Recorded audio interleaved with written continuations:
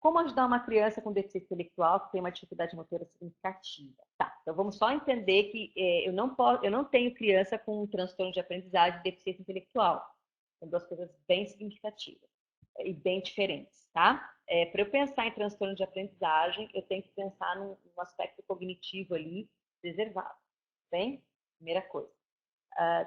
Como que, não sei se vocês viram, eu fiz uma live, e eu vou até colocar aqui embaixo, eu vou colocar um artigo sobre memória, que eu fiz uma live esses tempos no Face, e eu expliquei sobre as questões de memória, e elas são bem importantes para a gente estar falando agora essa questão de aprendizagem, seja criança com deficiência intelectual ou transtorno de aprendizagem.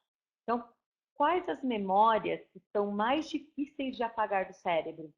As memórias motoras, tá? Então, o movimento aí é uma das memórias mais difíceis de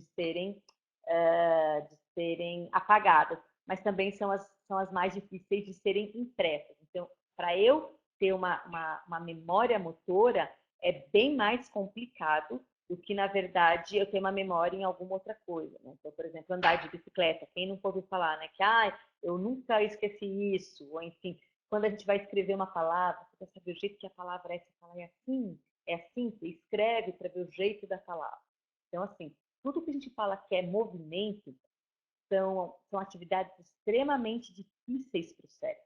São atividades elaboradas para o cérebro. Agora, vamos parar para pensar numa criança que tem um grau de deficiência intelectual. Movimento para essa criança vai ser muito difícil. E movimento, principalmente coordenação motora fina, que é um movimento extremamente refinado, eles vão ter bastante dificuldade. Então, primeiro, é bem importante, e a gente já viu isso, que a criança ela primeiro aprende a ler e depois ela aprende a escrever. Às vezes, essas crianças com muitas dificuldades motoras, Luciana, mas você fala que às vezes tem que forçar a letra cursiva, tem que forçar a escrever? Óbvio que não. O que eu questiono muito é que às vezes a gente nem estimula essas crianças com as habilidades básicas da escrita. E a gente já fala que não vamos estimular a escrever. No caso de uma deficiência intelectual grave ou de uma disgrafia que a criança tem muita dificuldade na hora dela estar escrevendo aí, dor e tal, óbvio que a gente vai partir para um teclado, a gente vai partir para uma adaptação dessa escrita.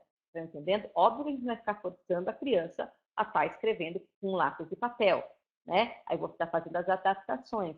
E aí, no caso, por exemplo, da deficiência intelectual, é uma coisa interessante. No caso de crianças com disgrafia, é uma coisa também bem interessante. A gente medica uma criança com autismo. A medicação do autismo tem dois objetivos. Primeiro,